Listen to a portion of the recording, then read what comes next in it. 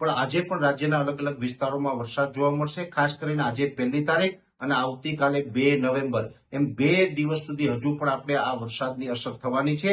જેમાં ખાસ કરીને હવે જે 2 દિવસ સુધી જે વરસાદ પડવાનો છે તેમાં વિસ્તારમાં ઘટાડો થશે. છતાં પણ હજી જે પશ્ચિમ સૌરાષ્ટ્રના વિસ્તારો છે જેમાં પોરબંદર, દ્વારકા, જામનગર એ સાથે રાજકોટના અમુક વિસ્તારો અને મોરબી જિલ્લાના અમુક વિસ્તારોમાં હજુ 2 દિવસ સુધી તીવ્રતા સાથે વરસાદ એટલે કે 1 થી લઈ અને 2 ઇંચ સુધીનો વરસાદ વરસી શકે છે.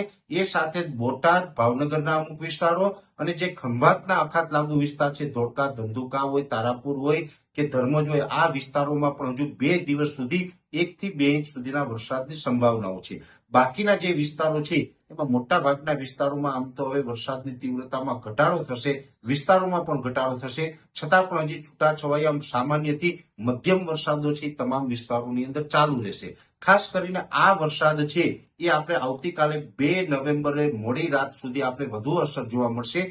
3 તારીખથી હવે ધીમે ધીમે આપણે આ વરસાદી સિસ્ટમમાંથી મુક્ત થઈએ અને આપણું વાતાવરણ છે એ ખુલ્લું થાય તેવી સંભાવનાઓ દેખાઈ રહી છે. જોકે 3 તારીખે સવારથી પછી આપણે આ સિસ્ટમની અસરમાંથી મુક્ત થઈએ